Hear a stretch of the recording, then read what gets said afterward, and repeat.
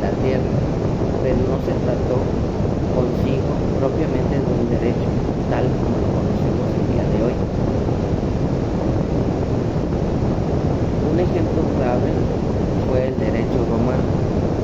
El derecho romano es una parte integral del estudio, pero en ningún momento presenta una cierta autonomía, de tal manera que el derecho agrario surge a partir de las circunstancias y factores económicos, políticos y sociales y culturales.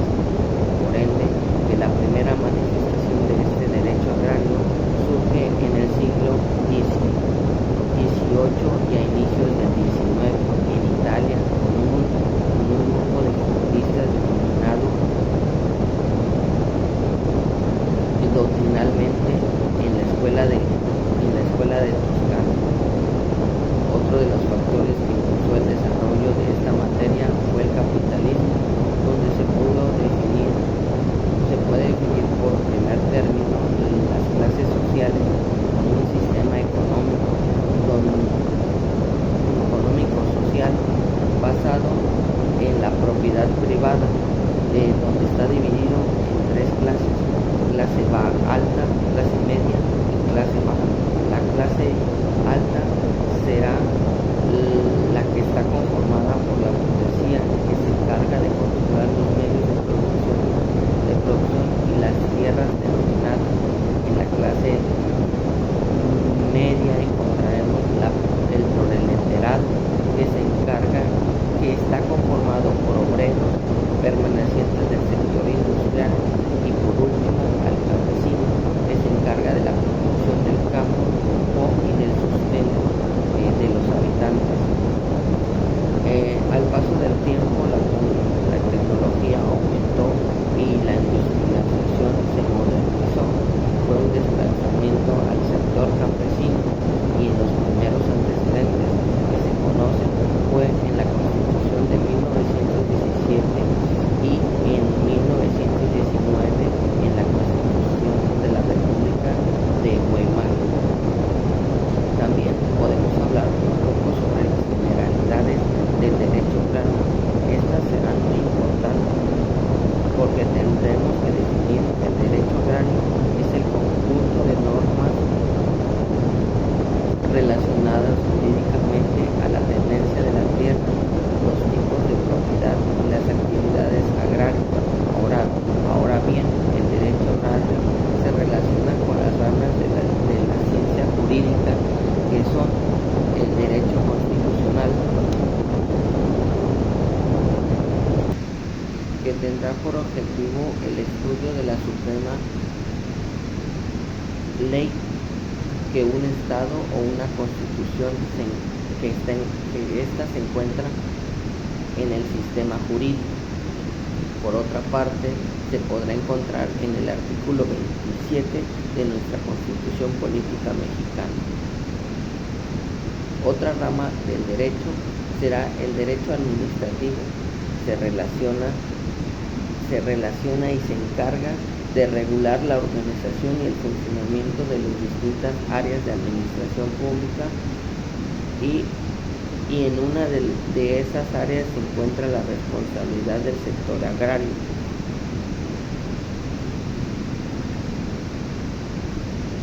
El derecho económico se encargará de planificar el desarrollo económico y social de un Estado, por lo que estos planes de desarrollo económico se deberán incluir los mecanismos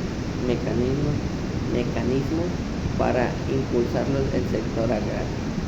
En el derecho penal encontraremos los delitos relacionados a los sujetos agrarios o a los bienes de servicios públicos permanentes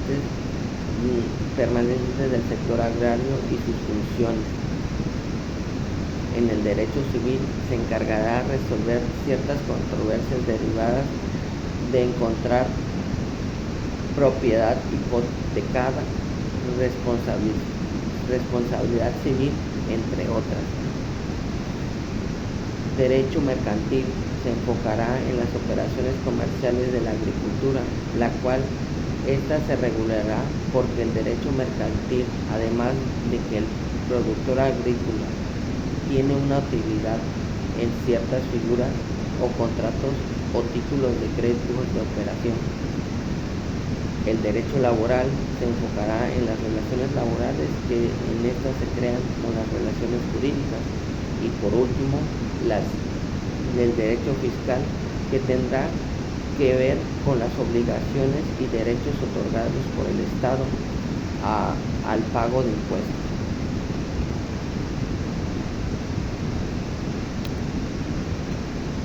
Existirán ciertas ramas de derecho como auxiliares.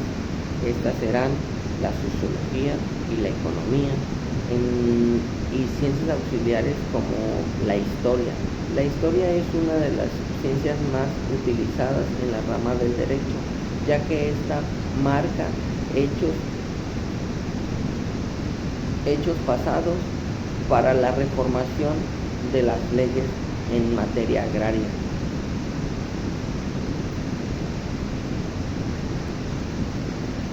Para el derecho, como cualquier otra rama, existirán fuentes y principios.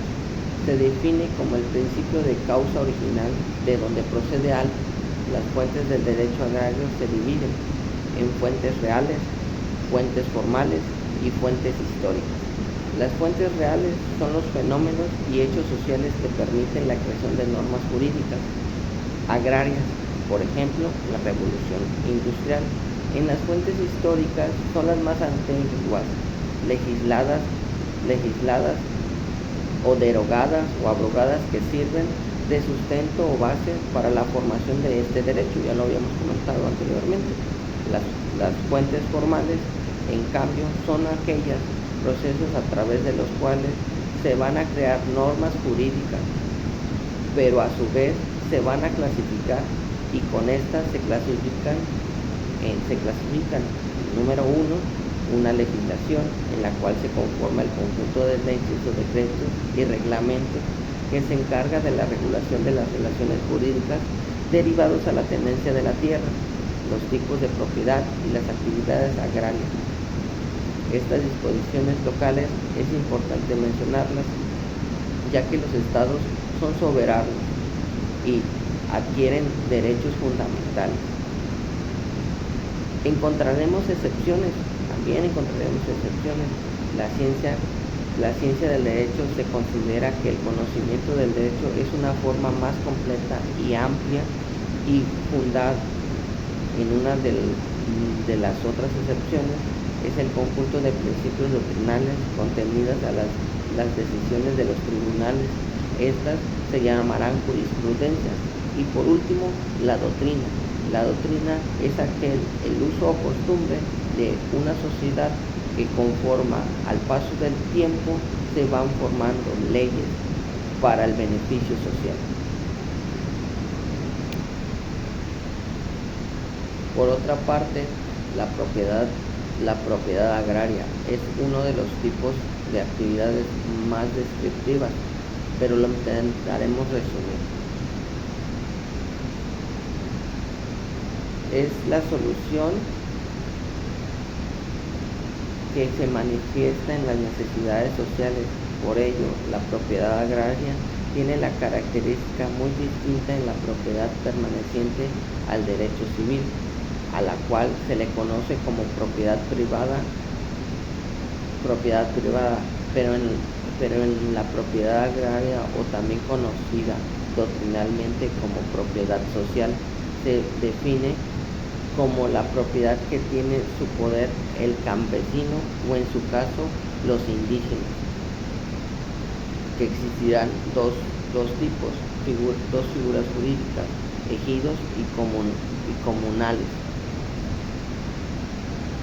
El ejido es una persona jurídica del derecho público con plena capacidad y personalidad jurídica, creada a través de un acto administrativo por el medio el cual el Estado otorga el patrimonio social de tierras, aguas y bosques a un grupo de campesinos que reciben el nombre de ejidatarios. Sus principales características: otorga a la sociedad o a los ejidatarios que serán inalienables, intransmisibles, inembargables e imprescriptibles.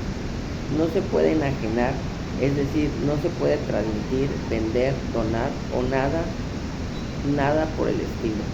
Es intransmisible, no se puede traspasar de ejidatario, es inembargable porque el elegido no puede verse afectado por ningún mandato de autoridad, ya que el ejido no pertenece a la propiedad privada. Es imprescriptible porque la propiedad agraria no se extingue o se pierde por el transcurso del tiempo. Uno de los objetivos es el apoyo del aprovechamiento de la tierra y de la explotación de los recursos naturales.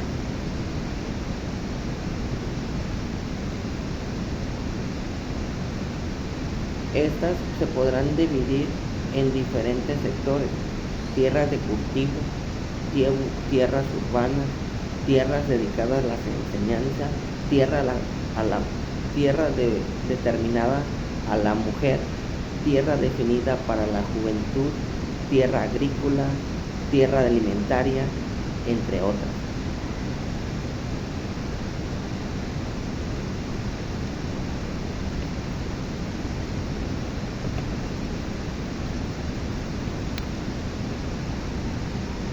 Como cualquier otra institución, el ejido se llevará a cabo una organización.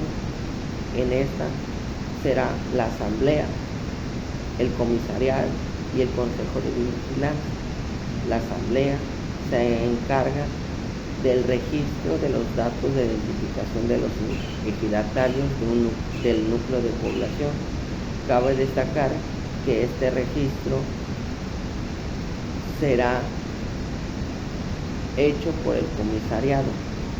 También se encarga de modificar, formular, vigilar, separar, aceptar cualquiera de las decisiones por medio de los ejidatarios.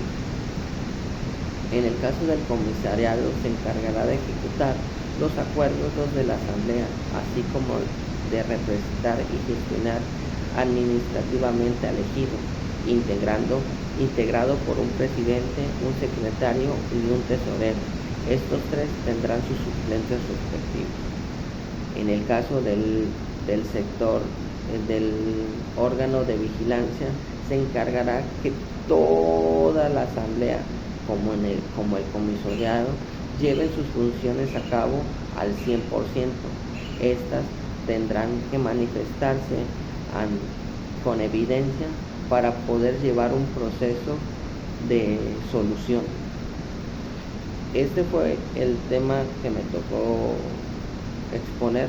Espero que haya sido de su agrado y nos veo pronto. Gracias.